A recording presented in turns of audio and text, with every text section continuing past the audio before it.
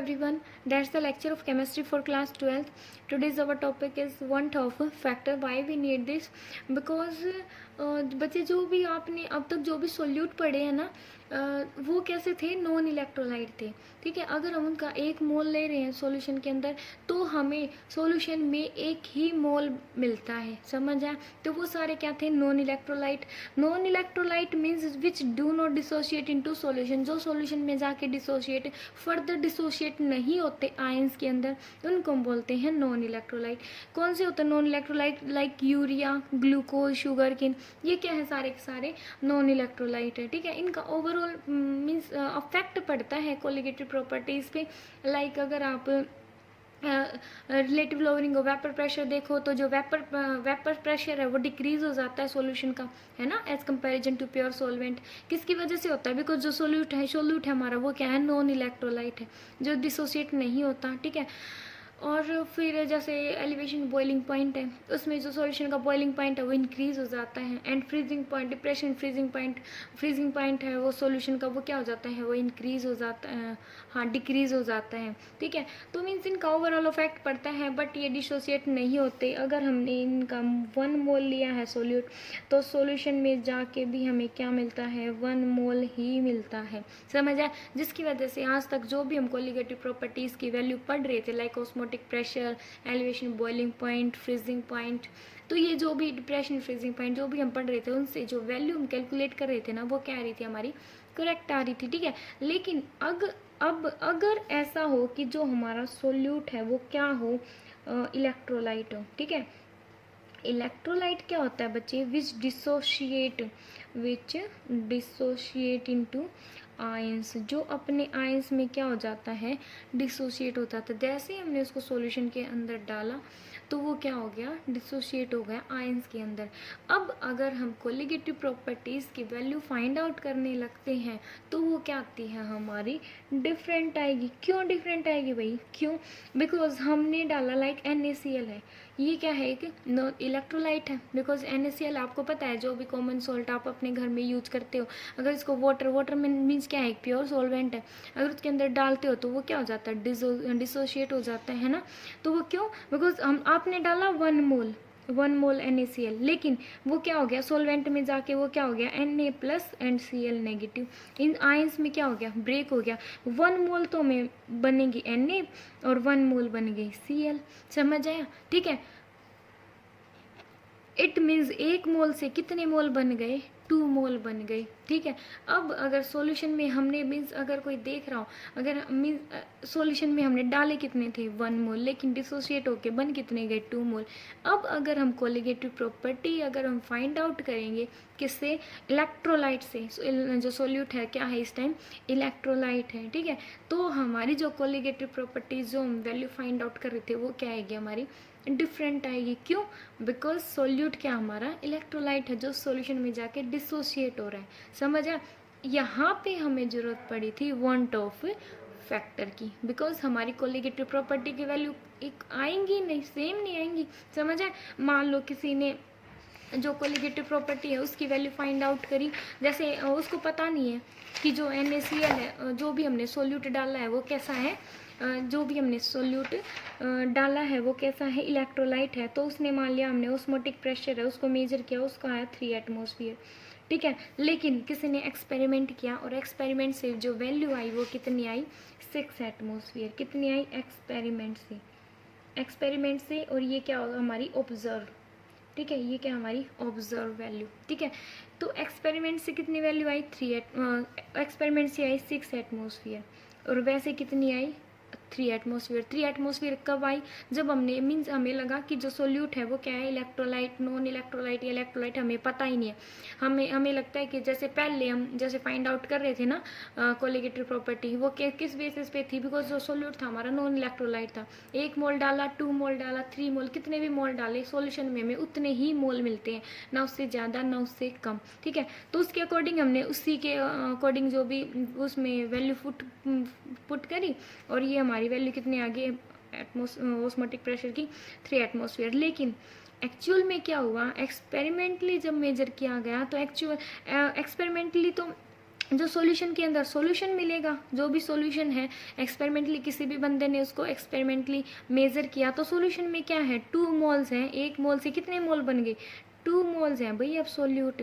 ठीक है, वो तो 2 मोल्स के अकॉर्डिंग वैल्यू निकालेगा, है ना, किसके अकॉर्डिंग निकालेगा 2 मोल्स के अकॉर्डिंग वैल्यू निकालेगा। तो वो कितनी आई 6 एटमोसफियर।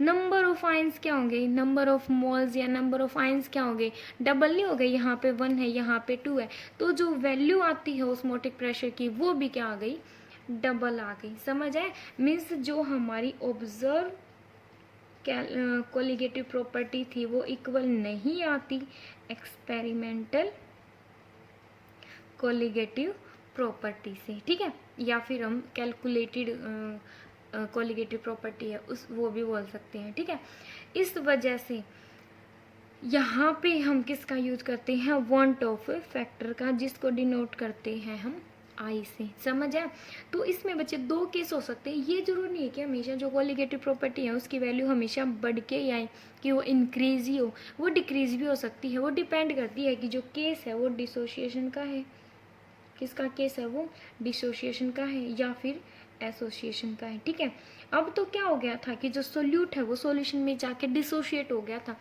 वो डिसोशिएट हो गया, उस आयंस इंक्रीज हो गए, क्या हो गया आयंस इंक्रीज हो गए। अगर आयंस या फिर हम बोल सकते हैं नंबर ऑफ मोल्स, अगर नंबर ऑफ मोल इंक्रीज हुए तो जो कोलिगेटिव प्रॉपर्टी है वो भी क्या हो गई, इंक्रीज हो गई, 6 एटमोसफियर हो गई। ठीक है, लेकिन हमेशा ऐसा वो पॉसिबल नहीं है। अगर एसोसिएशन का केस है, एसोसिएशन के केस में हमने डाले 2 मोल, ठीक है, और वो अटैच हो गए, वो क्या हो गए एक दूसरे के साथ सॉल्यूशन में जाके चिपक गए। चिपक गए मीन्स डाइमर या ट्राइमर फॉर्म कर लिया उन्होंने, क्या फॉर्म कर लिया, डाइमर या ट्राइमर। आगे मैं इसके एग्जांपल बताऊंगी। ठीक है, तो वो क्या हो गया एक दूसरे 2 मोल हैं, अलग अलग हैं, वो सॉल्यूशन में जाके मीन्स किसी भी बॉन्डिंग के थ्रू लाइक हाइड्रोजन बॉन्डिंग या किसी भी बॉन्डिंग के थ्रू क्या हो गए वो अटैच हो गए, और हमें क्या मिलेगा 1 मोल मिलेगा। समझ आया, इस टाइम जो एक्चुअल में अगर हम कोलिगेटिव प्रॉपर्टी मेजर करते हैं वैसे हमने ऑब्जर्व की, कैलकुलेट की, तो वो कितनी आई, कैलकुलेशन से वो जो ऑस्मोटिक प्रेशर है या कोलिगेटिव प्रॉपर्टी वो कितने आते 3 एटमोसफियर।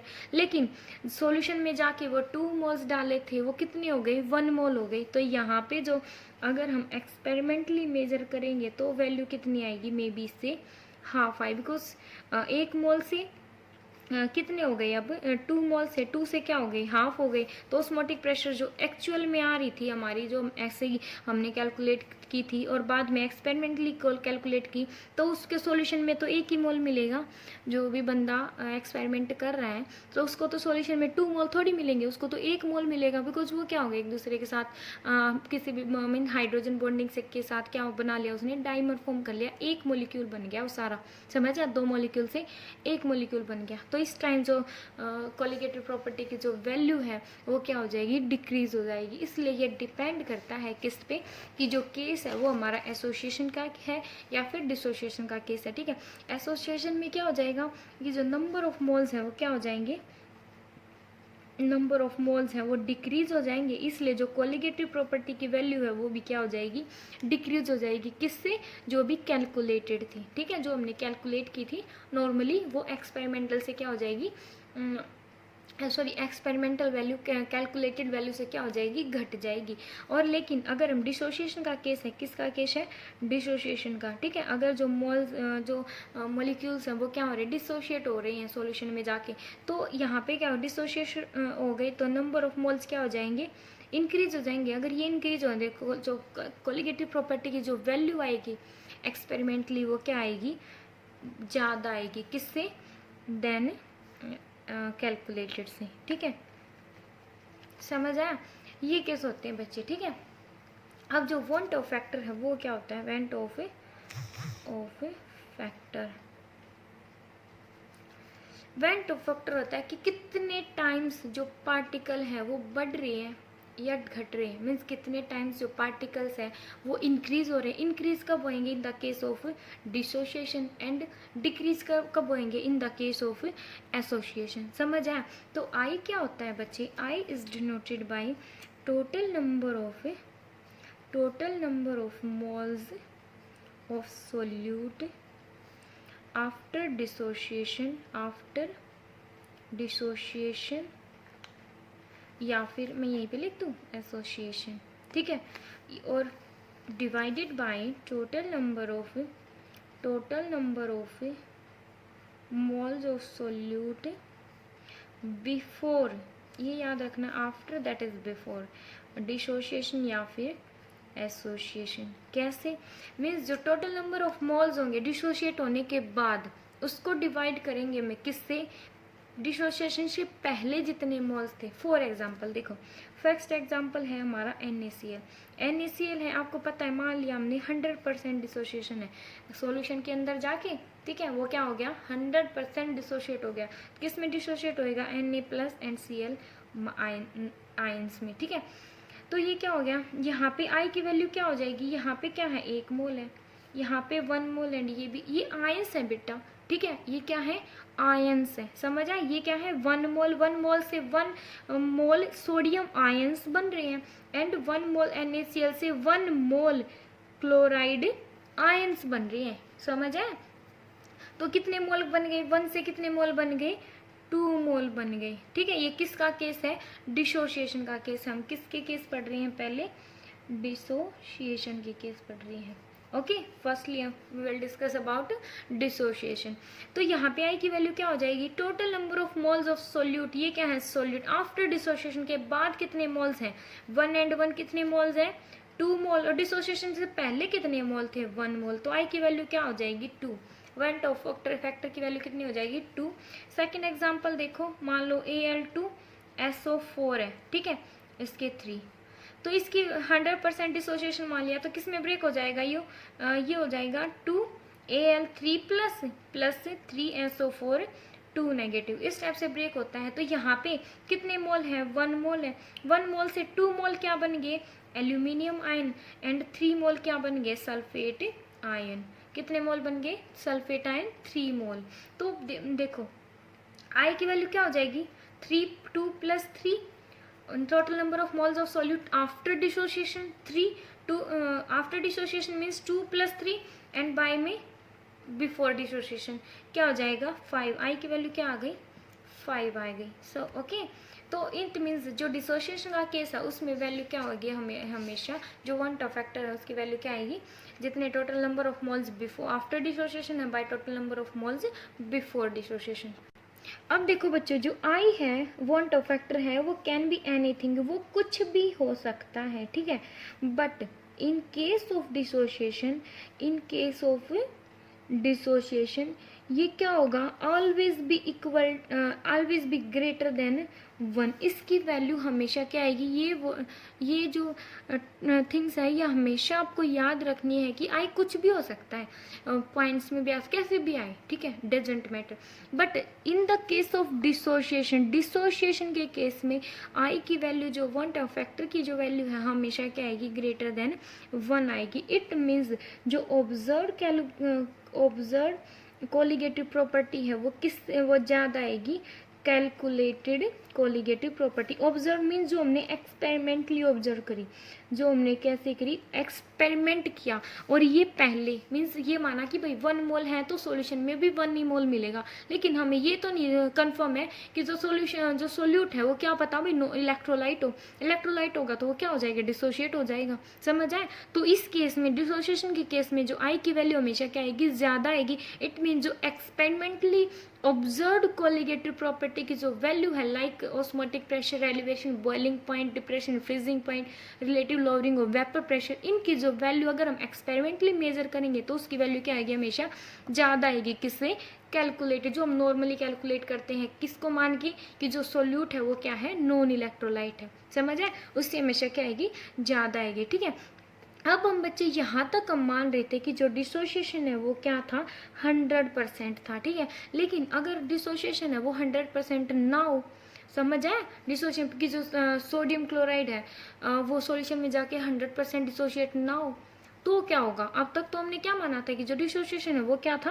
पूरा का पूरा मीन सोडियम क्लोराइड है पूरा डिवाइड हो रहा था, डिसोशिएट हो रहा था Na+ और Cl- आयंस के अंदर। लेकिन अगर ऐसा हो कि जो जैसे कि NaCl है 1 मोल है, वो पूरा का पूरा जो 1 मोल है वो पूरे 1 मोल्स तो बहुत ज़्यादा अमाउंट हो जाती है, ठीक है, मीन 6.02 × 10⁻23 यूनिट, तो इतने ज़्यादा एटम्स, एटम बोल सकते हो, ठीक है, इतने ज़्यादा एटम्स अगर डिसोशिएट ना हो सोडियम क्लोराइड के तो क्या हो, ठीक है। तो इस केस में अल्फा हमने मान लिया degree of dissociation in general, ठीक है, डिग्री ऑफ डिसोशिएशन, ठीक है। इट मीन्स 1 मोल में से कितने डिसोशिएट हुए, 1 मोल में से अल्फा क्या कर गए, डिसोशिएट हो गए। समझ आया। अब देखो हमने एग्जांपल लिया NaCl का, ठीक है, NaCl है, ये जो रिएक्शन होगी वो फॉरवर्ड भी होगी एंड बैकवर्ड, दोनों साइड से रिएक्शन होगी। कैसे मैं बताती हूँ। सोडियम किस में ब्रेक हो गया, Cl plus and sodium plus and Cl minus ions के अंदर डिसोशिएट हो गया। इनिशियली क्या था, इनिशियली 1 मोल थे किसके, इनिशियली 1 मोल किसके थे, सोडियम क्लोराइड के, ठीक है। और इस टाइम पे ये हमने इनिशियल क्वांटिटी ले रखी है, जब हमने इसको सॉल्यूशन के अंदर डाल नहीं रखा, ठीक है, तो वहाँ पे Na प्लस और Cl नेगेटिव आयंस तो बने ही नहीं है, ठीक है। तो जब हमने इसको सॉल्यूशन के अंदर डालना स्टार्ट किया, ठीक है, जैसे हमने उसको सॉल्यूशन में डाला तो ये क्या होने लग गए, डिसोशिएट होना स्टार्ट हो गया। तो एक पोजिशन ऐसे आएगी बच्चा कि जो क्या आ जाएगा, यहाँ पे इक्विलिब्रियम आ जाएगा। इक्विलिब्रियम स्टेट क्या होती है, जहाँ पे जो NaCl है वो फर्दर डिसोशिएट नहीं होएगा। समझ आए कि जो NaCl है वो आगे डिसोशिएट हो ही नहीं पाएगा, इक्विलिब्रियम आ गया उसके अंदर, ठीक है। तो यहाँ पे मान लिया हमने कितने बन गए, यहाँ पे कितने मोल थे, 1 मोल, तो 1 मोल से कितने डिसोशिएट हो गए, अल्फा मोल। जैसे वहाँ पे एक मोल बन रहे थे ना, यहाँ पे हमने मान लिया कि कुछ तो मीन्स कुछ जो NaCl है वो Na प्लस में ब्रेक हो गया, कुछ Cl में ब्रेक हो गया, ठीक है। वो कितना ब्रेक हुआ, अल्फा, कितना मान लिया हमने, अल्फा। 1 मोल NaCl से अल्फा तो बन गए Na प्लस आयंस और अल्फा बन गए Cl माइनस आयन, ठीक है। तो टोटल 1 में से कितने डिसोशिएट हो गए, अल्फा डिसोशिएट हो गए, तो बच कितने गए, 1 माइनस के अल्फा। समझ आया, कितने बच गए, 1 माइनस के अल्फा, पूरा था 1 और अल्फा क्या हो गए, डिसोशिएट, तो बच कितने गए। इट मीन्स बच्चों जो रिएक्शन है, जब 100% डिसोसिएशन नहीं होता तो रिएक्शन थोड़ी सी फॉरवर्ड डायरेक्शन में शिफ्ट हो जाएगी एंड ये भी, और कुछ रिएक्शन कहाँ पे शिफ्ट हो जाएगी, बैकवर्ड डायरेक्शन में शिफ्ट हो जाएगी, ठीक है। वो कैसे, बिकॉज यहाँ पे जो NaCl है वो पूरा डिसोशिएट नहीं हुआ, कितने डिसोशिएट हुए, अल्फा मोल्स डिसोशिएट हो गए, ठीक है। अल्फा मोल्स Na प्लस बना, alpha moles Cl minus ion बना। अब भी सॉल्यूशन के अंदर क्या प्रेजेंट है, NaCl एज ए NaCl के रूप में प्रेजेंट है, बिकॉज ये पूरा डिसोशिएट नहीं हुआ, ठीक है। तो बच कितना गया, 1 माइनस के अल्फा, ठीक है। तो इस केस में जो I है उसको हम कैसे निकालेंगे, जो भी आफ्टर डिसोशिएशन जो भी सॉल्यूट प्रेजेंट है, सॉल्यूट के मोल्स प्रेजेंट है, क्या है, अल्फा प्लस अल्फा, ये भी तो प्रेजेंट है सॉल्यूशन के अंदर। समझ आया, ये भी NaCl भी तो प्रेजेंट है सॉल्यूशन में। टोटल था 1 में से अल्फा क्या कर गया, डिसोशिएट, तो बच कितना गया, 1 माइनस के अल्फा। तो क्या है, 1 माइनस के अल्फा बाय 1, टोटल कितना है, 1 मोल इनिशियली, ठीक है। अल्फा क्या बच गया, 1 प्लस अल्फा बाय 1। समझ आया, ठीक है। तो I की वैल्यू क्या होगी, देखो अगर टोटल डिसोशिएट होता, अगर I की वैल्यू क्या होती, मीन्स अगर 100% डिसोशिएशन का केस में तो I की वैल्यू क्या होती है, 1 होती है। तो 100% डिसोशिएशन में अल्फा की वैल्यू क्या होती है, 1। समझ आए, डिसोशिएशन क्या होता है, कंप्लीट होता है, अल्फा की वैल्यू 1 लेते हैं, तो I की वैल्यू क्या हो जाएगी, 1 प्लस 1 इज इक्वल टू 2। अगर ये, लेकिन यहाँ पे क्या है, 100% डिसोशिएशन नहीं है, तो I की वैल्यू हो जाएगी 1 प्लस अल्फा बाई 1। लेकिन अगर हमने माना कि अगर 100% डिसोशिएशन होता है इस केस में, तो अल्फा की वैल्यू क्या होती, 1 होती है एंड I की वैल्यू क्या होती है, 1 प्लस 1 इज इक्वल टू 2, ठीक है। अब अगर हम सेकेंड एग्जाम्पल लेते हैं, सेकेंड क्या है, MgCl2, इट गिव्स अस क्या है, ESA और SA, Mg2 plus N plus 2Cl negative ions, ठीक है। तो यहाँ पे क्या होगा बच्चे, इनिशियली जो मैग्नीशियम क्लोराइड है उसके कितने मोल्स प्रेजेंट है, 1 मोल प्रेजेंट है, 1 से, लेकिन अभी इनिशियल कंडीशन है, तो ये इसके अंदर जो मैग्नीशियम क्लोराइड है वो ब्रेक हुआ ही नहीं है। समझ आया, लेकिन यहाँ पे 100% डिसोशिएशन नहीं है, ओके, यहाँ पे 100% डिसोशिएशन नहीं है। तो अब हमने मान लिया कितने कितने डिग्री ऑफ डिसोशिएशन क्या है, अल्फा है, मीन्स कितने डिसोशिएट हुए, अल्फा। तो यहाँ पे 1 मोल से कितने मोल्स बने, Mg2 प्लस आयंस कितने बने, अल्फा, NaCl कितने बने, अल्फा। बच कितने गए सॉल्यूशन में, 1 माइनस के अल्फा, कितने बच गए, 1 माइनस के एल्फा पहले की तरह, तो आई क्या हो जाएगा alpha plus 1 minus, because solution के अंदर इनके साथ साथ ही ये भी प्रेजेंट है, तो क्या हो जाएगा 1 माइनस के एल्फा, एंड बाय इनिशियल क्या है हमारी 1, तो क्या हो जाएगा 1 प्लस एल्फा, सॉरी यहाँ पे 2 एल्फा, ओके यहाँ पे क्या आ जाएगा 2 एल्फा, बिकॉज कितने हैं 2 क्लोराइड आयन बन रहे हैं, ठीक है। एक मोल से कितने बन रहे हैं, एक मोल से यहाँ पे 0 स्टार्टिंग में, लेकिन यहाँ पे अगर एक मोल है यहाँ से कितना बनेगा, अगर अल्फा यहाँ पे डिग्री ऑफ डिसोसिएशन अल्फा है तो 1 से यहाँ पे 2 है, ठीक है। 1 मोल था, यहाँ पे 2 थे, इनिशियल कंडीशन में क्या हो जाएगा 0 0, लेकिन यहाँ पे 1 मोल से अल्फा डिसोशिएट हुए तो यहाँ पे 2 Cl नेगेटिव आयंस है, तो डिग्री ऑफ डिसोसिएशन भी क्या हो जाएगा 2 अल्फा हो जाएगा, ओके। तो यहाँ पे क्या हो जाएगा अल्फा प्लस 2 अल्फा 1 माइनस के अल्फा, तो 1 प्लस 2 अल्फा बाई 1, आई की वैल्यू क्या हो जाएगी 1 प्लस 2 अल्फा, ओके।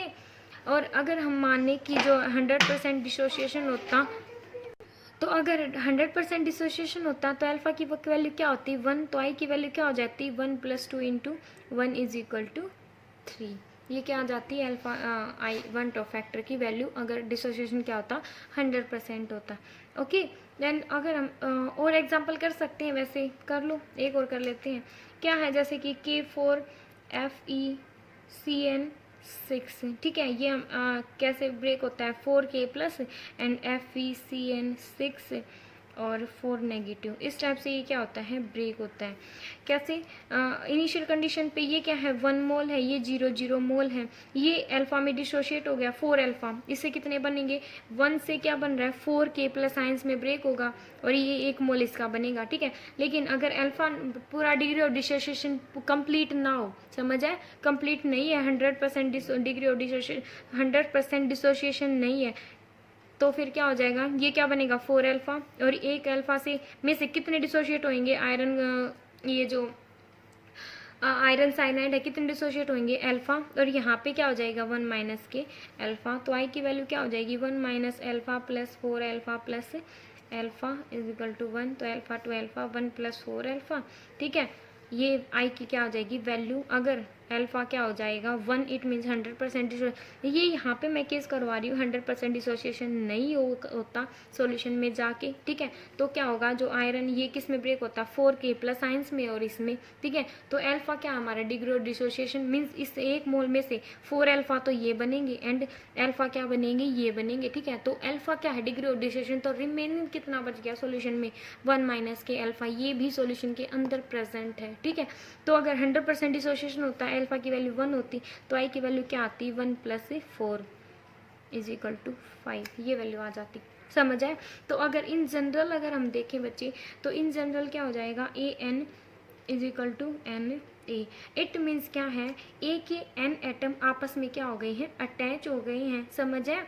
तो यहाँ पे कितने, ठीक है, और यहाँ पे ये क्या है n एटम अटैच है, यहाँ पे जैसे 1 मोल 2 मोल, यहाँ पे n मोल मान सकते हो, n मोल्स कितने हैं n मोल्स अटैच है एक दूसरे के साथ, तो यहाँ पे सॉल्यूशन में जाके क्या हो जाएंगे वो डिसोशिएट हो जाएंगे, ठीक है। डिसोशिएट हो जाएंगे, स्टार्टिंग में क्या है 1 मोल, ये क्या है 0, ठीक है। 1 माइनस के यहाँ पे 1 से यहाँ पे क्या है n एटम अटैच है, तो यहाँ पे क्या बन जाएगा n अल्फा, और यहाँ से अल्फा क्या हो जाएगा मीन्स डिग्री ऑफ डिसोसिएशन क्या हमारा अल्फा है, ठीक है। अल्फा डिसोशिएट हो रहे हैं, तो सॉल्यूशन में पूरा मीन्स 1 में से n अल्फा क्या हो गया डिसोशिएट हो गए, और बच कितना गया 1 माइनस के अल्फा बच गया, ठीक है। तो हम क्या करेंगे आई की वैल्यू क्या हो जाएगी 1 माइनस के अल्फा प्लस n अल्फा, ठीक है। बाय में 1 is equal to i minus के, अगर हम इसको इस साइड लेके आते हैं अल्फा अल्फा अगर हम कॉमन लेंगे तो आई minus K 1 is equal to alpha into 1 n alpha into n minus 1 और इज इक्वल टू, ठीक है। अल्फा हमने कॉमन ले लिया n इस साइड, और ये 1 इसको किस साइड ले गए दूसरी साइड ले गए, ठीक है। हम अगर हम सिंप्लीफिकेशन करें तो i is equal to 1 plus n alpha minus के अल्फा लिख सकते हैं, तो 1 plus alpha common n minus K 1, ठीक है। i और i 1 को इस साइड लिया minus 1 is equal to alpha into n minus K 1, और अगर हमें अल्फा की वैल्यू डिग्री ऑफ डिसोसिएशन निकालना है तो i minus 1 by n minus K 1, ये क्या हो गया हमारा जनरल फॉर्मूला, समझ आए। अब जैसे अगर हमसे पूछे कि 60% डिसोसिएशन है तो अल्फ़ा की वैल्यू क्या हो जाएगी, 0.6% हो जाएगी। ठीक है, कितनी हो जाएगी अल्फ़ा की वैल्यू, 6 हो जाएगी। अब ये थे बच्चे हमारे डिसोसिएशन के केस। अब सेकंड हम देखते हैं एसोसिएशन। एसोसिएशन में क्या हो जाएगा, एसोसिएशन में देखो हमेशा जो आई है, आई की वैल्यू लेस देन होएगी 1 से। कैसे होएगी, अब देखो एक एग्जांपल है हमारा CH3COOH। अब अगर हमने मान लिया 100% क्या है डिसोसिएशन, एसोसिएशन 100% क्या है, एसोसिएशन है। ठीक है, एसोसिएशन है। तो इसमें क्या होएगा बच्चे कि जो CH3 है, CH3C डबल बॉन्ड O, और यहाँ पे क्या हो जाएगा O और H। ये क्या है, एक मोलिक्यूल है ना, ये क्या है, एक मोलिक्यूल है। हाँ, इसके क्या 2 मोलिक्यूल अटैच है एक दूसरे के साथ। ठीक है, हमने क्या लिए, 2 मोलिक्यूल लिए, लेकिन यहाँ पे सॉल्यूशन में क्या हो जाएगा, CH3 और ये O एंड H, एंड यहाँ पे करें तो यहाँ पे क्या हो जाएगा O। अब देखो बच्चे ये क्या हो जाएंगे, यहाँ पे हाइड्रोजन बॉन्डिंग के साथ, ये क्या है इनके बीच में हाइड्रोजन बॉन्डिंग, और ये क्या हाइड्रोजन बॉन्डिंग। ये 2 मॉलिक्यूल लिए थे हमने, यहाँ पे कितने मॉलिक्यूल्स थे, 2 मॉलिक्यूल, लेकिन सॉल्यूशन में जाके ये क्या हो गए, एक मॉलिक्यूल बन गया। कितने मॉलिक्यूल बन गए, एक मॉलिक्यूल बन गया। समझ आया। इसलिए अगर हम यहाँ पे एक्सपेरिमेंटली अगर मेजर करें तो जो ऑस्मोटिक प्रेशर जो हमने पीछे नहीं निकाला था, मैंने बोला था कि एसोसिएशन के केस में क्या हो जाते हैं, जो 2 मॉलिक्यूल्स हैं या 3 मॉलिक्यूल आपस में चिपक जाते हैं। चिपकने से जो ऑब्जर्व कैलकुलेटरी प्रॉपर्टी है वो क्या आती है, मीन्स कम आती है। ठीक है, कैसे, तो जो आई क्या हो जाएगी, आफ्टर आई क्या होती है, number of moles of solute after dissociation या एसोसिएशन। ये हमारा केस है एसोसिएशन का, तो number of moles of solute after association क्या हो जाएगा, 1। यहाँ पे कितना है, 2 मोल से कितने मोल बन रहे हैं, 1 मोल बन रहे हैं, 1, और ये क्या हो जाएगा 2। समझ आया। इस टाइप से क्या बन गया, हाफ मोलिक्यूल बन गया। अब देखो नेक्स्ट अगर हम कोई और एग्जाम्पल लें, जैसे कि हाँ कार्बोक्सिलिक एसिड का ले लेते हैं, सेम ही हो जाएगा वो। कार्बोक्सिलिक एसिड जैसे 2 मोल ले लिए, C6H5COOH। ठीक है, अब देखो अब हमने क्या किया, 100% डिसोसिएशन है, इसमें क्या हो जाएगा बच्चे, C6H5 C double bond O और C double bond O and H, और यहाँ पे क्या है इसका दूसरा मोलिक्यूल है, और यहाँ पे क्या है O, और यहाँ पे क्या है H, और यहाँ पे इसके डबल बॉन्ड O। ओके, यहाँ पे बच्चे क्या करेंगे, आपस में इस टाइप से अटैच, इस टाइप से मीन्स ऐसे अरेंज हो जाएंगे सॉल्यूशन के अंदर कि वो आपस में किसके थ्रू अटैच हो जाएंगे, हाइड्रोजन बॉन्डिंग के थ्रू। किसके थ्रू अटैच हो जाएंगे, हाइड्रोजन। और आपको पता है कि जो हाइड्रोजन बॉन्डिंग है वो क्या होती है, बहुत ज़्यादा स्ट्रॉन्ग होती। कैसी होती है हाइड्रोजन बॉन्डिंग, बहुत ज़्यादा स्ट्रॉन्ग होती है। इस वजह से हमने डाले थे 2 मोल्स और बन कितने गए, 1 मोल्स। ठीक है, तो जो एक्सपेरिमेंटल अगर फाइंड आउट करते हैं तो जो कोलिगेटिव प्रॉपर्टी की वैल्यू है वो क्या आती है, कम आती है। 1 से क्या हो गई, 1/2, आई की वैल्यू क्या हो गई, 1/2। ठीक है, अगर हमने मान लिया फॉर एग्जांपल हमने 3A का मीन्स क्या है, हमने 3 मॉलिक्यूल ले लिए। ये क्या था बच्चे, हमारा डाइमर का केस। ठीक है, डाइमर, ये क्या बन गया, 2 मॉलिक्यूल आपस में अटैच हो गए, इसको हम बोलते हैं डाइमर। अगर हम केस ले ट्राइमर का, ट्राइमर के अंदर क्या हो जाएगा, 3A है, मीन्स 3 मॉलिक्यूल्स हैं, क्या है 3 मोल्स हैं, 3 मोल्स आपस में अटैच हो गए, क्या बन गए 3, आपस में क्या हो गए, वो एसोसिएट हो गए। 3 मोल, जैसे 2 मोल्स अटैच हुए ना, वैसे ही 3 मोल्स अटैच हो गई, तो उसमें क्या होएगा, A3 में क्या हो जाएगा, 1 मोल। ठीक है, तो आई की वैल्यू क्या हो जाएगी, 1/3। ऐसे ही अगर हम टेट्रामर का केस लें, टेट्रामर के केस में भी क्या हो जाएगा, 4A। ठीक है, और क्या बन गया, A4 बन गया, तो आई की वैल्यू क्या हो जाएगी, मीन्स 4 मोल्स थे, 4 मोल्स किसी भी सोल्यूट के, वो सॉल्यूशन में जाके क्या हो गए, एसोसिएट हो गए एक दूसरे के साथ, तो कितना बन गया, टोटल 1 मोल बन गया, तो आई की वैल्यू क्या हो जाएगी, 1/4 हो जाएगी। समझ आया।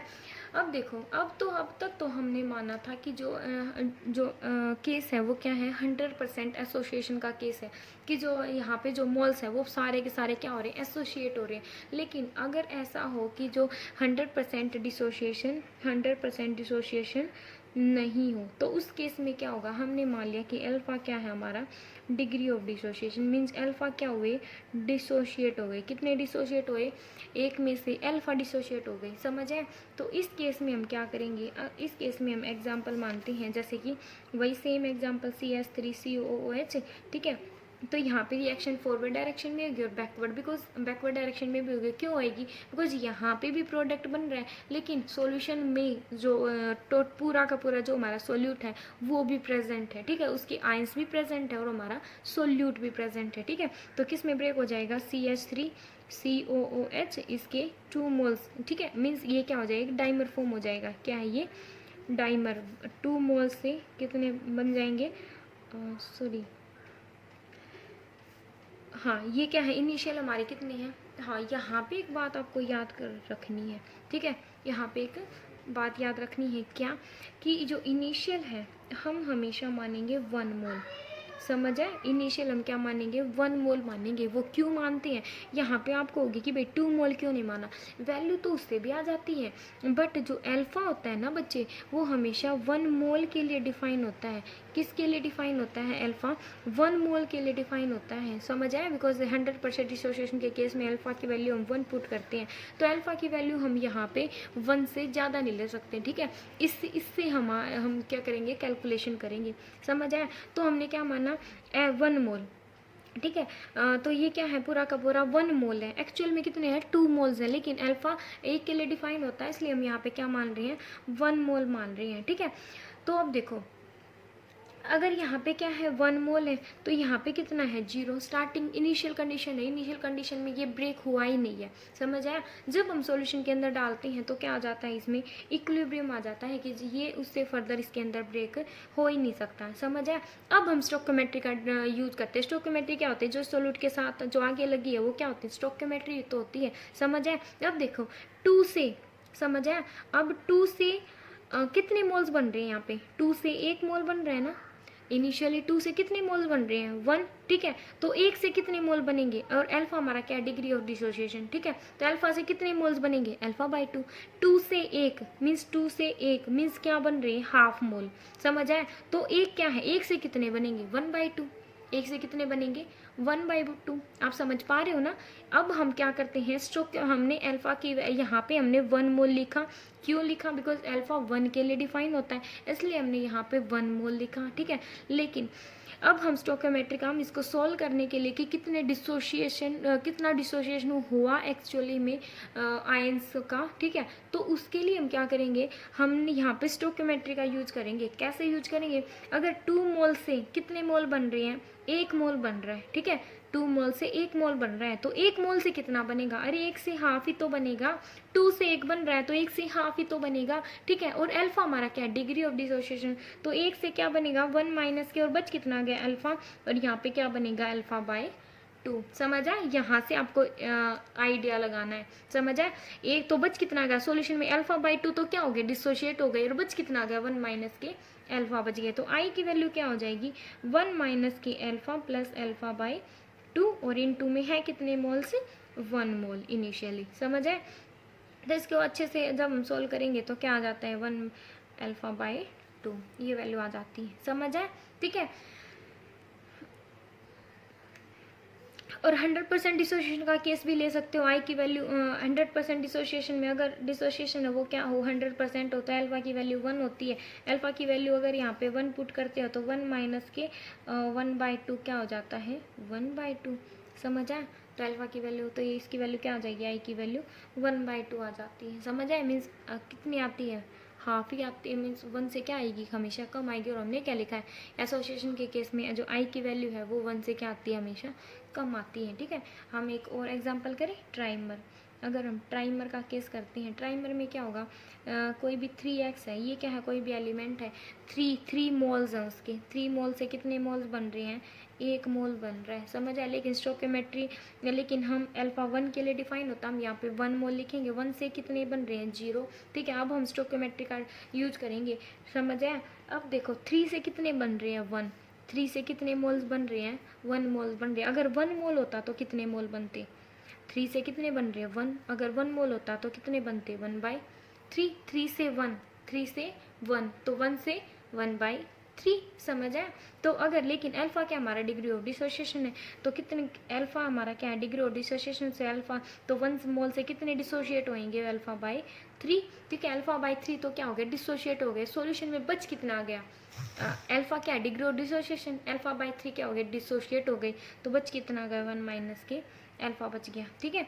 तो यहाँ पे अल्फा आई की वैल्यू क्या हो जाएगी 1 माइनस के अल्फा, मीन्स सॉल्यूशन के अंदर ये था ना total number of moles of solute after association, association के बाद, एसोसिएशन यहाँ पे अटैच हो गई लेकिन सॉल्यूशन में अभी अभी ये प्रेजेंट है, कुछ न कुछ मोल्स इसके भी प्रेजेंट है, समझ आया। एक मोल तो थे उसमें से कुछ माइनस हो गए, मीन्स कुछ तो डिसोशिएट हो गई लेकिन कुछ मोल्स अभी भी प्रेजेंट है, समझ आया। इसलिए हम ये भी लिखेंगे 1, अगर पूरा डिसोशिएट हो जाता है तो हम यहाँ पे नहीं लिखते, 1 से 3 मोल ऐसे ही दिखा देते, 1 माइनस के अल्फा प्लस अल्फा/3 इंटू 1 इज इक्वल टू कितनी वैल्यू आ गई 1 माइनस की 2 अल्फा/3, समझ आया इस टाइप से, ओके। अगर हम जनरली देखते हैं, जनरल देखते हैं, अगर इन जनरल तो क्या है Na क्या है, कितने मोल्स हैं n मोल्स हैं, उससे एसोसिएट हो गए, कितने बन गए 1 मोल्स बन गया, समझ आया। तो उससे क्या होगा 1 क्या है स्टार्टिंग में ये 0 है, तो ये 1 माइनस के अल्फा, और ये किस में ब्रेक हो गया अल्फा/n में ब्रेक हो गया, ठीक है। तो अगर हम i की वैल्यू निकालते हैं तो क्या आ जाती है 1 माइनस के अल्फा प्लस अल्फा/n/1 is equal to n alpha minus के n माइनस के मल्टीप्लाई करते हैं तो n माइनस के n alpha plus alpha by n is equal to n into n plus क्या हो जाएगा n प्लस ये अल्फा इस साइड लिया, माइनस के अगर हम कॉमन लेते हैं, सॉरी ये क्या हो गया n तो इसके बाई में है, ठीक है। अगर हम n क्या करते हैं यहाँ पे n प्लस अल्फा हम साइड में लिया और इसको कॉमन ले लिया तो क्या आ गया 1 माइनस के n और बाई n, ठीक है। तो यहाँ पे क्या आ जाएगा i इज इक्वल टू 1, अगर n से हम इसको डिवाइड करते क्या आ गया था हमारा n प्लस अल्फा, क्या आ गया था इंटू 1 माइनस की n बाई n। अब हम डिवाइड करते हैं n से 1 plus alpha by n into 1 minus की n, ये वैल्यू आ जाती है, ठीक है। अगर हम i को इस साइड लेके आते हैं तो क्या हो जाएगा i minus K 1 is equal to alpha, और अगर इसको अंदर लेके जाते हैं तो 1 बाई n माइनस के 1। अगर हम अल्फा की वैल्यू निकालते हैं तो क्या आ जाएगी i minus K 1 by 1 minus के इंटू 1, समझ आए। अगर हमें i की वैल्यू दे रखी है तो हम डिग्री ऑफ डिसोसिएशन निकाल सकते हैं कि कितना % डिसोशिएट हुआ, ठीक है, कितने आयंस डिसोशिएट हुए, समझ ये दे रखी है तो हम वॉन्ट ऑफ फैक्टर की वैल्यू निकाल सकते हैं, ठीक है। अब देखो बच्चों कि जो वॉन्ट ऑफ फैक्टर है इन जनरल क्या हो जाएगा कि जो ऑब्जर्व कैलकुलेटरी प्रॉपर्टी है, जो observe means experimentally colligative property है, divide by calculated colligative property, divide by calculated colligative property, ये जो फॉर्मूला है ऑलवेज ट्रू होएगा 100%, ये फॉर्मूला क्या होगा 100% ट्रू होएगा, समझ आया। किसी भी केस में देख लेना ये हमेशा क्या होएगा ट्रू होएगा, ठीक है। अगर 100% डिसोसिएशन है तो आई की वैल्यू अल्फा की वैल्यू क्या ले लेंगे हम 1 ले लेंगे, समझ आया। अब देखो बच्चों जो ऑब्जर्व कैलकुलेटिव प्रॉपर्टी है वो किस पे डिपेंड करती है, वो directly proportional number of moles, जो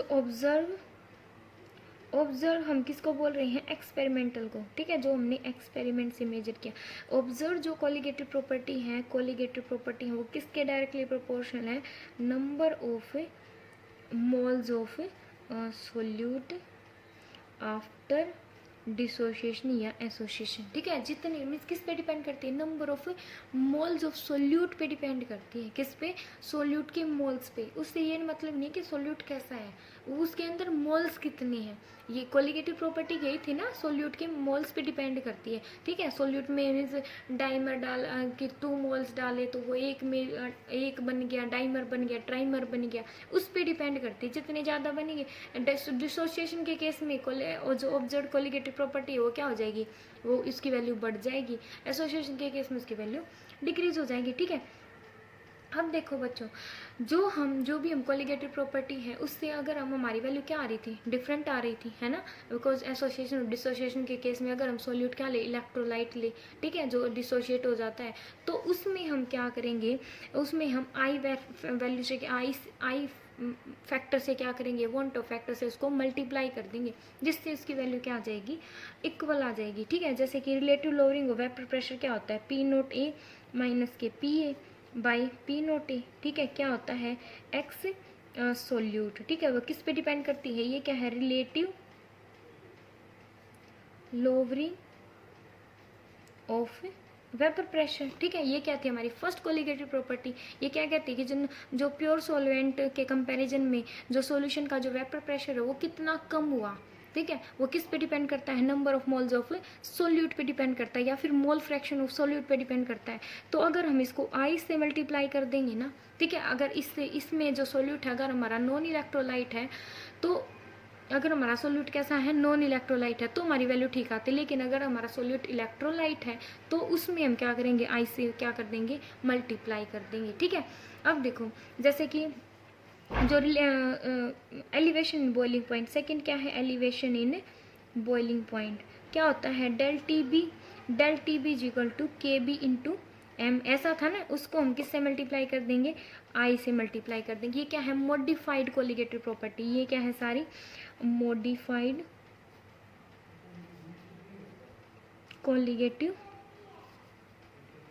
प्रॉपर्टी, ये क्या है, मॉडिफाइड कोलिगेटिव प्रॉपर्टी। और हमने इनको अब तक ऐसे क्यों नहीं पढ़ा, बिकॉज इन सारे केसेस में जो भी हम सोल्यूट ले रहे थे वो कैसा था, नॉन इलेक्ट्रोलाइट था, इसलिए हमें वॉन्ट ऑफ फैक्टर की जरूरत पड़ी नहीं। बिकॉज जो भी हम कैलकुलेट करते थे colligative property like elevation boiling point, depression freezing point, osmotic pressure, उसमें वैल्यू क्या आती है, एक्सपेरिमेंटली भी सेम आ रही थी, समझ आया, जब जो हम कैलकुलेट कर रहे थे वो एक्सपेरिमेंटली भी उतनी ही वैल्यू आ रही थी, ठीक है। लेकिन जब सोल्यूट हमने इलेक्ट्रोलाइट लिया उससे वैल्यू क्या आ रही है, डिफरेंट आ रही है, इसलिए हम क्या करेंगे, उसको जो भी कोलिगेटिव प्रॉपर्टी है उसको वन टू फैक्टर से मल्टीप्लाई कर देंगे, जिसकी वजह से जो हमारी वैल्यूज हैं वो क्या आएंगी, करेक्ट आएंगी। और फिर क्या है, डिप्रेशन इन फ्रीजिंग पॉइंट,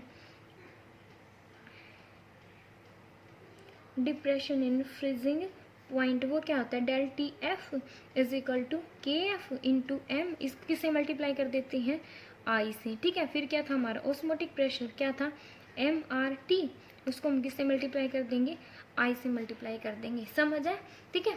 तो ये फॉर्मूला किस में एप्लीकेबल, किसके लिए एप्लीकेबल है फॉर्मूला, इलेक्ट्रोलाइट के केस में, किसके लिए, इलेक्ट्रोलाइट के केस में, जिसमें क्या होता है, या तो जो सोल्यूट है वो क्या हो जाता है, डिसोशिएट हो जाता है, या फिर क्या हो जाता है, वो एसोशिएट हो जाता है, ठीक है। और ये मीन्स ये एवरीवेयर अप्लाई है, इसको आप कहीं पे भी अप्लाई कर सकते हो, इवन एवरीवेयर अप्लाई, कहाँ, क्यों, बिकॉज वहाँ पे जो डिसोसिएशन एसोसिएशन होता ही नहीं, तो आई की वैल्यू क्या होती है, वन होती है, समझ आए, आई की वैल्यू क्या हो जाएगी, वन हो जाएगी, अल्फा की वैल्यू क्या होती है, वन, अल्फा की वैल्यू वन, आई की वैल्यू वन, समझ आए। तो यूरिया, जैसे कि यूरिया, ग्लूकोज, शुगर केन, इनके केस में भी एप्लीकेबल है ये फॉर्मूला, समझ आए। इनके केस में जो ग्लूकोज है ये सारे क्या है, नॉन इलेक्ट्रोलाइट है। तो नॉन इलेक्ट्रोलाइट के केस में जो भी हम एक्चुअल जो भी कोलिगेटिव प्रॉपर्टी क्या पढ़ रहे थे, एलिवेशन इन बॉइलिंग पॉइंट क्या था, del T B equal to K B into M, ये क्या था, जब सोल्यूट कैसा था, नॉन इलेक्ट्रोलाइट, ठीक है। लेकिन इलेक्ट्रोलाइट के केस में आई की वैल्यू क्या हो, समथिंग कुछ वैल्यू आएगी, लेकिन नॉन इलेक्ट्रोलाइट के केस में आई की वैल्यू क्या हो जाएगी, वन पुट कर दो। तो ये फॉर्मूला अप्लीकेबल है, नॉन जो सोल्यूशन है, whether solute is non electrolyte और इलेक्ट्रोलाइट, दोनों के केस में क्या है, अप्लीकेबल है, ओके। ये था हमारा वांट ऑफ फैक्टर। अब नेक्स्ट है बच्चे and our last topic, abnormal molecular mass. Abnormal molecular mass क्या होता है बच्चे, फर्स्ट हम देखते हैं एसोसिएशन का केस।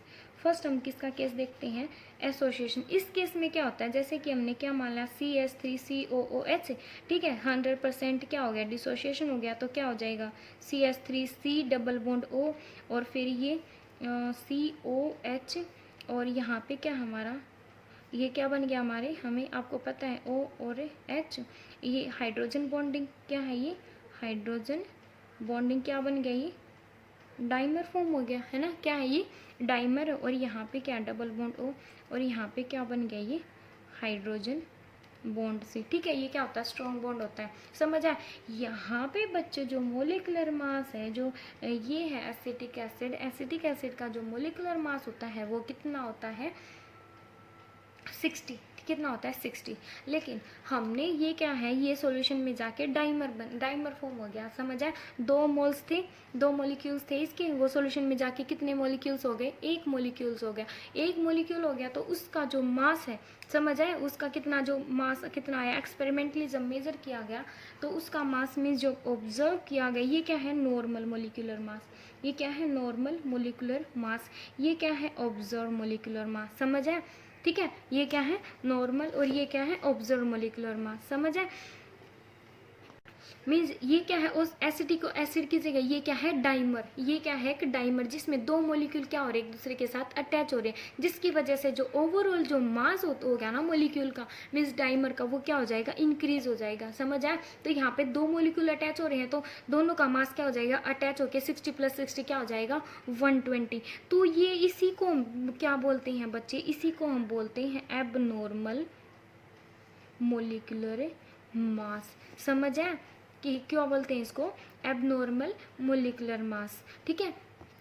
और हम यहाँ पे आई की वैल्यू कैसे कैलकुलेट करते हैं, मीन्स जो भी हम कोलिगेटिव प्रॉपर्टी के अकॉर्डिंग जो भी अगर मास कैलकुलेट कर रहे हैं ना, कोलिगेटिव प्रॉपर्टीज जैसे जो भी 4 हमारी कोलिगेटिव प्रॉपर्टी है, उसमें अगर हम मोलिकुलर मास कैलकुलेट कर रहे हैं इनका, ठीक है, जो भी मोलिक्यूल्स हैं उनका, अगर वो डाइमर ट्राइमर फॉर्म कर रहे हैं ना, या फिर वो डिसोशिएट हो रहे हैं, तो वहाँ पे जो एक्चुअल मास होता है ना सोल्यूशन में, मीन्स जो भी सोल्यूट का मास एक्चुअल है, ठीक है, तो सोल्यूशन में सोल्यूट का जो मास है ना, वो सॉल्यूशन में जो मास जो एक्सपेरिमेंटली मेजर किया गया वो डिफरेंट आ रहा है, किससे, एक्चुअल से डिफरेंट आ रहा है। उसी जो डिफरेंस आ रहा है ना मोलिकुलर मास ऑफ सोल्यूट में, उसी को हम क्या बोलते हैं, एबनॉर्मल मोलिकुलर मास, समझ आया।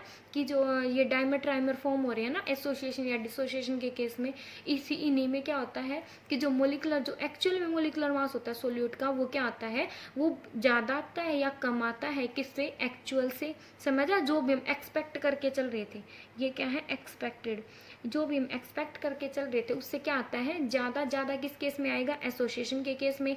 और आगे हम डिसोसिएशन का केस करेंगे, उसमें क्या आएगा, कम आएगा मोलिकुलर मास, समझ आए। तो एसोसिएशन में जब जैसे सॉल्यूशन है, सॉल्यूशन में क्या है, जैसे हमने मान लिया, हमने क्या डाला था, एसिटिक एसिड डाला था, तो हमें पता है जैसे इस कार्बन का, हाइड्रोजन का, इनका जब हम मोलिकुलर मास कैलकुलेट करते हैं तो वो कितना आता है, 60 आता है। हम एक्सपेक्टेड है ये, तो समझ आए, हम मान के चलते हैं एक्सपेक्टेड है। लेकिन अगर जो सॉल्यूशन है, सॉल्यूशन के अंदर कोई भी प्योर सॉल्वेंट तो प्रेजेंट है ही, उसके अंदर क्या है, एसिटिक एसिड भी प्रेजेंट है। तो अगर कोई भी बंदा है उसको एक्सपेरिमेंटली मेजर करना है कि भाई इसका मास कितना है, तो उसके हाथ में तो क्या आएगा, सोल्यूट थोड़ी आएगा, उसके अंदर हाथ में तो डाइमर आएगा, समझ आए। तो डाइमर का मास जब वो कैलकुलेट करेगा तो उसका मास कितना आएगा, 120 आएगा, समझ आए। तो यहाँ पे वॉन फैक्टर की वैल्यू क्या हो जाएगी, नॉर्मल, सॉरी, क्या हो जाएगी, normal molecular mass by abnormal. जितना पहले क्या था, जो नॉर्मल मोलिकुलर मास है by abnormal molecular mass. Normal कितना है 60, एबनॉर्मल कितना है 120, तो क्या आ गई आई की वैल्यू 1/2 आ गई, समझ है। अब हम एक केस देख लेते हैं, हम एसोसिएशन का, किसका देखते हैं, डिसोसिएशन। एसोसिएशन हमने कर लिया, ठीक है। एसोसिएशन में डाइमर भी बन सकता है, ट्राइमर भी बन सकता है। अब देखो डिसोसिएशन के केस में क्या होगा, NaCl है, 100% डिसोसिएशन मान लिया, Na+ एंड Cl- साइन, ठीक है। मान लो जो नॉर्मली एक्सपेक्टेड जो वैल्यू है, इसका मोलिकुलर मास कितना है, 58.5 ग्राम, कितना है, 58.5 ग्राम पर ml। 1 ml में कितने ग्राम NaCl प्रेजेंट है, 58.5 ग्राम। तो 58.5 ग्राम NaCl से कितने मोल्स बने NaCl के, 29.5, और इसके कितने बने, 29.5, समझ आए। मीन्स सॉल्यूशन के अंदर अब ये क्या है, दोनों चीज़ें प्रेजेंट है। अगर कोई भी बंदा है अगर उसको, ये तो हमारा क्या एक्सपेक्टेड है, समझ आए। सोडियम कितनी होती है 23 प्लस क्लोरीन कितना होता है 35.5, उससे क्या आ गई हमारी ये वैल्यू आ गई, ठीक है। 1 ml में इतने ग्राम क्या प्रेजेंट है, सोडियम क्लोराइड प्रेजेंट है। लेकिन कोई बंदा है उसने क्या किया, सॉल्यूशन के अंदर हमने इसको डाल दिया, वो आयंस में ब्रेक हो गया, समझ आए। तो उसमें क्या है, दोनों एक्सपेक्टेड है ना, मे बी उसके पास सोडियम के आयंस आए, समझ आए, या मे बी उसके पास क्लोरीन के आयन आए उसके हाथ में, समझ आए। दोनों में जो केस है वो क्या है, हाफ हाफ पॉसिबल है, ठीक है। मीन्स सोडियम के आयन भी आ सकते हैं, क्लोरीन के आयन भी आ सकते हैं, ठीक है। दोनों केस क्या है, मीन्स पॉसिबल है, ठीक है। लेकिन दोनों में भी दोनों भी आ सकते हैं, समझ आया। तो इसलिए हम क्या मान के चलते हैं बच्चों, हम एवरेज लेके चलते हैं। क्या लेके चलते हैं, दोनों जो केस है वो क्या है, हाफ हाफ पॉसिबिलिटी है। सोडियम भी आ सकता है, क्लोरीन आयन भी आ सकते हैं, या फिर दोनों भी आ सकते हैं, समझ आए। तो पॉसिबिलिटी क्या है, average means half of possible है, इसलिए हम इसको एवरेज मान के चलते हैं। तो आई की वैल्यू क्या हो जाएगी, क्या हो जाएगी, नॉर्मल, क्या normal molecular mass by abnormal, ये क्या आया एबनॉर्मल, ठीक है। कितना आ गया 58.5, ठीक है, बाय 29.25, कितनी वैल्यू आ गई 2, ठीक है। कितनी वैल्यू आ गई 2, तो आई की वैल्यू क्या हो जाएगी 2 हो जाएगी, समझा, ठीक है। तो एसोसिएशन के केस में क्या आती है वैल्यू, आई से आई की वैल्यू कम आती है 1 से, जैसे पिछले केस में हमारी आई की वैल्यू क्या आई थी 1/2, ठीक है। यहाँ पे मोलिकुलर मास 60 था एसिटिक एसिड का, यहाँ पे 120, तो 60/120 आई की। एसोसिएशन के केस में हमेशा जो आई की वैल्यू आएगी वो क्या आएगी 1 से कम, एंड डिसोसिएशन के केस में क्या आएगी हमेशा आई की वैल्यू ग्रेटर देन 1, किससे वह आएगी 1 से ज़्यादा आएगी। मे बी आप समझ गए होंगे, है ना। ये होता है हमारा एबनॉर्मल मोलिकुलर मास, ओके। क्या होता है आई की वैल्यू किस पे क्या होती है, total number of moles of solute after dissociation and association bye total number of moles of solute before dissociation and association. अब लास्ट टॉपिक है बच्चे, एक और छोटा सा टॉपिक है रास्ट मेथड। रास्ट मेथड क्या होता है कि जितना भी हम मोलिकुलर मास कैलकुलेट करते हैं, ठीक है, जो भी मोलिकुलर मास हम कोलिगेटिव प्रॉपर्टीज़ के हेल्प से हम कैलकुलेट करते हैं उतना एक्चुअल में नहीं होता है ना। कोलिगेटिव प्रॉपर्टी जैसे हमने पीछे क्या किया था, एसोसिएशन के केस में हमारा मोलिकुलर मास कितना था 60 था, लेकिन एक्चुअल में हमने कैलकुलेट किया वो कितना आया 20 आया, है ना। डिसोसिएशन के केस में था कितना 58.5, लेकिन आया कितना फिर 29.25, है ना। तो जो भी मोलिकुलर मास हम कैलकुलेट करते हैं एक्चुअल में वो कितना, वो उतना आता नहीं है, समझ आए। जो भी हम एक्सपेक्ट करते हैं उतना मीन सेम वैल्यू नहीं आती। वो क्यों नहीं आती, बिकॉज जितनी भी आपने जो भी कोलिगेटिव प्रॉपर्टी पढ़ी है वो किस पे डिपेंड करती है, नंबर ऑफ, जो कोलिगेटिव प्रॉपर्टी आपने पढ़ी है वो किस पे डिपेंड करती है, number of moles of solute पे डिपेंड करती है। किस पे डिपेंड करती है, number of moles of solute पे। जब हम इनसे मोलिकुलर मास कैलकुलेट करते हैं, ठीक है, जब हम इन कोलिगेटिव प्रॉपर्टीज़ का यूज करके जो डिपेंड करती हैं number of moles of solute, तो जब हम इनकी हेल्प से मोलिकुलर मास फाइंड आउट करते हैं ना, तो वो क्या आता है हमारा डिफरेंट आता है। जैसा कि आपने देखा एसोसिएशन के केस में नॉर्मल आ रहा था 60, और एबनॉर्मल मीन्स जो एक्चुअल में जो शो हो रहा था वो कितना था 120, वो डिफरेंट आता है। क्यों, बिकॉज बच्चे हम यहाँ पे आपको पता है कि जो भी कोलिगेटिव प्रॉपर्टी है वो किस पे लागू होती हैं, आइडियल सॉल्यूशन पे। ये डिफरेंट है मोलिकुलर मास में, जो डिफरेंस आया मोलिकुलर मास में वो किसकी वजह से आया, बिकॉज हम क्या मान के चलते हैं कि जो कोलिगेटिव प्रॉपर्टी है वो किस पे अप्लाई होती हैं, आइडियल सॉल्यूशन पे, है ना। लेकिन एक्चुअल में कोई भी जो सॉल्यूशन है वो आइडियल होता ही नहीं है, समझ आए। कोई भी सॉल्यूशन क्या नहीं होता, आइडियल नहीं होता, बिकॉज या तो सॉल्यूशन में जाके जो सोल्यूट है वो कोलिगेटिव प्रॉपर्टी किस पे डिपेंड करती है, सोल्यूट पे, ठीक है। मीन सोल्यूट हम क्या मानते हैं कि जो ये जो कोलिगेटिव प्रॉपर्टी है वो आइडियल सॉल्यूशन पे लागू होती है, कि मीन्स 100% डिसोसिएशन हो गया। क्या मानती हैं कि 100% डिसोसिएशन होगा, किसी में कहीं पे भी हमने जितनी भी एनर्जी सप्लाई की वो सॉल्यूशन के अंदर हमें उतनी ही मिली, समझ आया। जितनी एनर्जी एब्जॉर्ब करी रिएक्टेंट्स ने सॉल्यूशन में उतनी ही एनर्जी रिलीज होएगी, ये क्या होते हैं आइडियल सॉल्यूशन। लेकिन यूनिवर्स में कोई भी सॉल्यूशन आइडियल नहीं होता, समझ आया।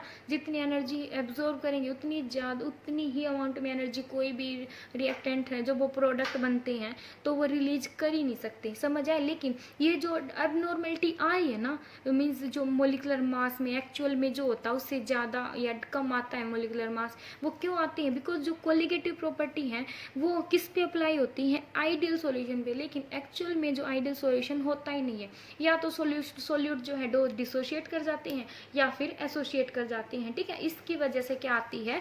एबनॉर्मेलिटी आती है। इसकी वजह से क्या आती है? एबनॉर्मेलिटी आती है, ठीक है। किसमें? मास के अंदर, ठीक है। तो इसको दूर करने के लिए हम किसका यूज करते हैं? वेंट होफ फैक्टर का, समझा, ठीक है। वो किसकी वजह से डिफरेंट आती है? बिकॉज ये किस पे लागू होता है? कोलिगेटिव प्रॉपर्टी किस पे अप्लाई होती है? आइडियल सॉल्यूशन में। एक्चुअल में आइडियल सॉल्यूशन होता ही नहीं है, ठीक है। इसलिए क्या आ जाती है? एबनॉर्मेलिटी आती है मास में। और इसको दूर करने के लिए हम किसका यूज करते हैं? वांट ऑफ फैक्टर का। Now your second unit is over. इनके जो एनसीईआरटी बेस्ड न्यूमेरिकल्स हैं आप उनको करने की ट्राई करना, अदरवाइज आप मेरे से पूछना, ओके।